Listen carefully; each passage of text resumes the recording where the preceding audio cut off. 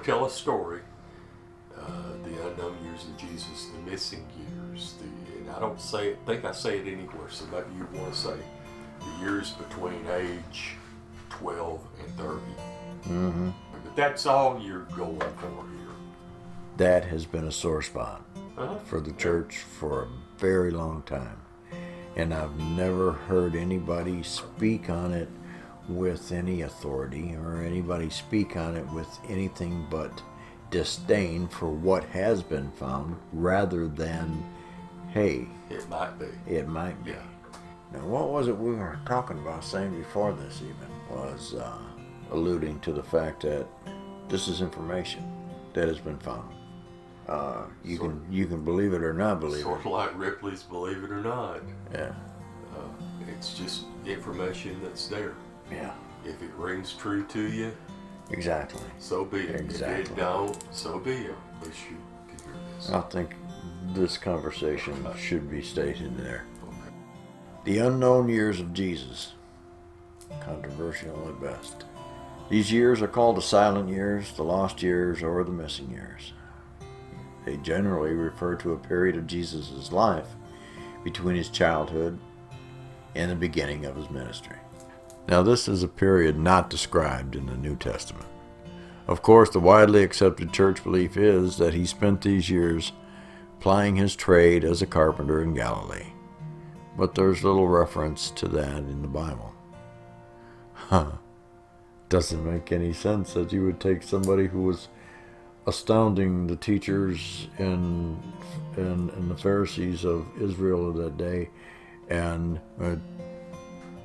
not send him off to be trained. Yeah.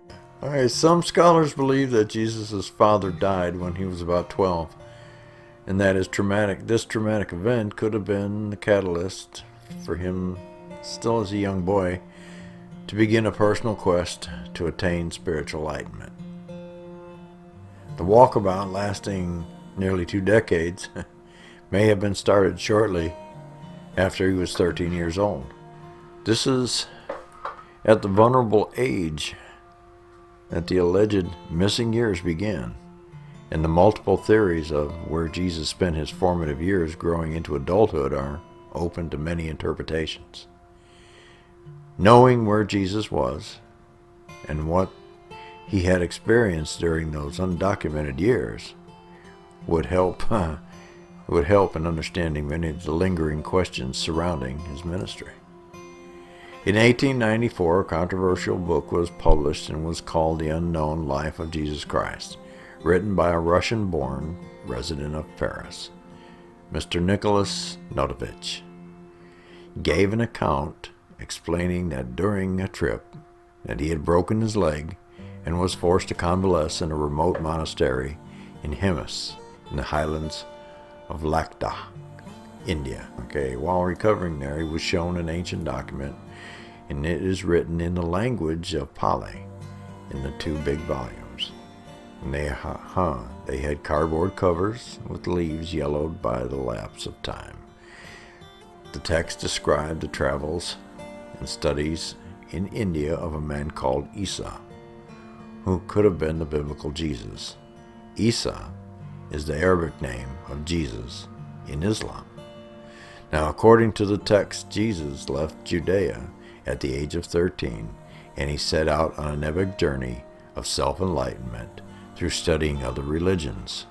Notovich wrote that Jesus crossed Punjab and reached Puri, Jagannath, where he studied the Vedas under the Brahmin priests. Immediately after publishing his book, Notovich was involved in a massive controversy. Imagine that. Allegations of forgery and lies were abundant. And there are claims that Notovich even recanted the story and confessed to making it up. Notovich's name was significantly hurt, of course, by publication and ensuing incident.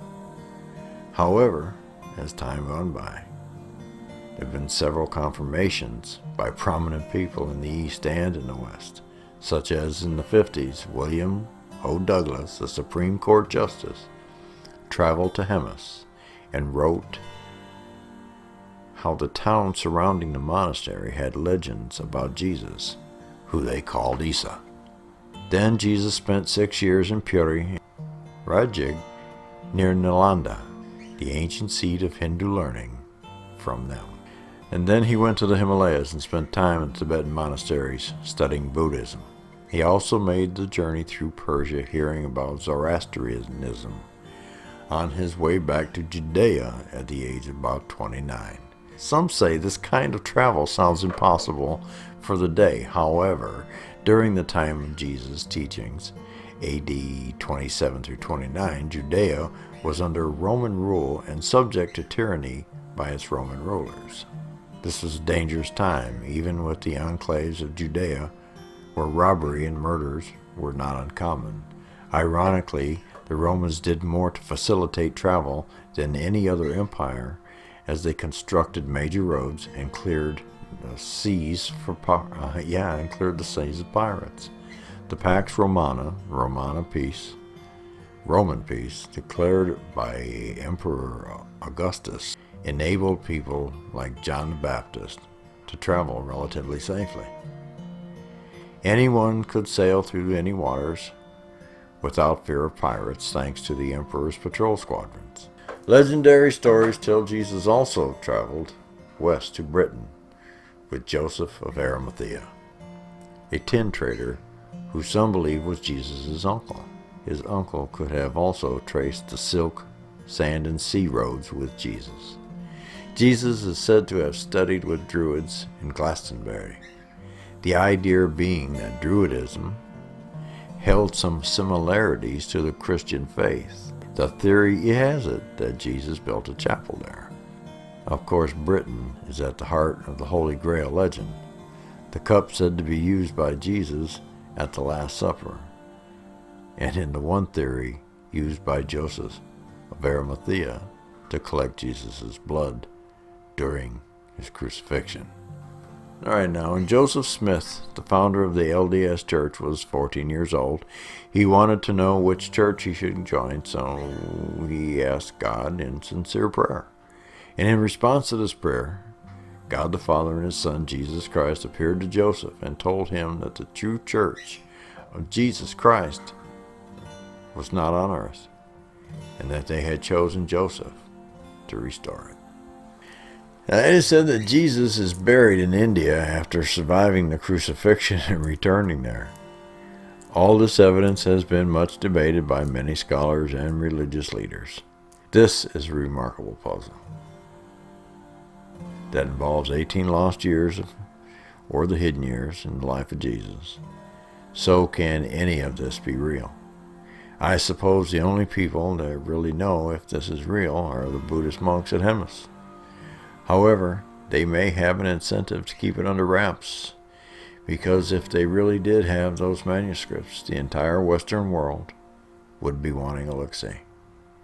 All that controversy and interest may be a little too much for those that just want to simply live their lives in peace without any new revelation. So what do you think?